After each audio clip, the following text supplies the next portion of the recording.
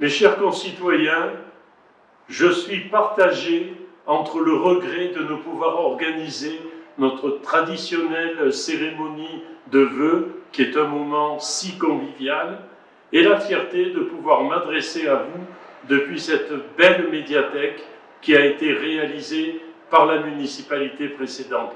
Médiathèque que je vous encourage à investir et à utiliser dans le respect des règles sanitaires, bien sûr. Il y a 6 mois, vous nous avez confié les clés de la mairie. Nous avons subi évidemment les contraintes de temps. Il nous a fallu en 25 jours voter le budget et j'en profite pour saluer les élus minoritaires qui ont voté à l'unanimité ce budget. Et puis, nous avons réussi à candidater à un programme national qui s'appelle Petites villes de demain et qui regroupe 1000 villes en France de moins de 20 000 habitants. Alors ce programme, dans un premier temps, nous permettra d'accéder à des mesures d'urgence en faveur des commerces et puis nous aidera dans notre projet pour le Bossé, qui est de lui redonner sa centralité et son attractivité par rapport aux autres communes du Haut-Pays de notre agglomération Sud-Sainte-Baume. Je pense à l'Acadière, le Castellet et Evenos, qui ont des centres historiques de toute beauté, à Signes, qui bénéficie de la zone d'activité, et enfin le Bossé, qui pour des raisons historiques ne s'est pas construit autour du Bossé-Vieux, qui est un lieu magique, mais qui reste un centre important pour le Haut-Pays. Même s'il est évidemment bientôt, très tôt pour faire un bilan, nous avons déjà en train des projets pour 2021.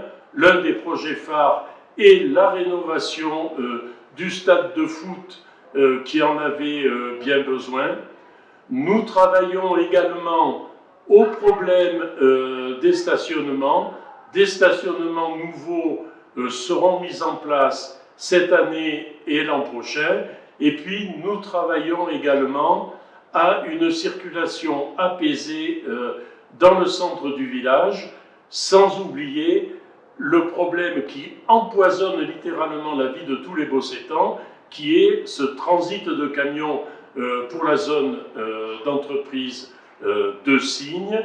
Et nous sommes en train de proposer au préfet un arrêté limitant la circulation des camions aux heures d'entrée et de sortie des écoles.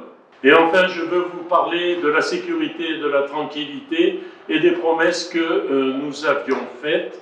Nous renforçons notre police municipale, nous l'équipons, nous installons des caméras aux abords des écoles et avec Sud-Sainte-Baume, des caméras pour la sécurité à l'entrée et à la sortie, évidemment, de notre commune.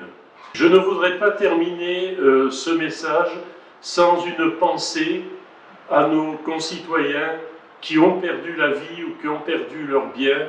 Je pense aux attentats notamment de Nice, à nos soldats morts en opération extérieure et à nos concitoyens des Alpes-Maritimes, des vallées de la Vésubie et de la Roya. Je vous demande enfin de respecter au maximum les règles sanitaires et les contraintes de déplacement que l'État nous impose, parce que c'est le prix à payer pour que nous puissions retrouver le plus rapidement une vie normale. Au nom du conseil municipal, j'adresse à chacune et chacun d'entre vous nos vœux pour cette nouvelle année. Je vous souhaite une bonne année et une bonne santé.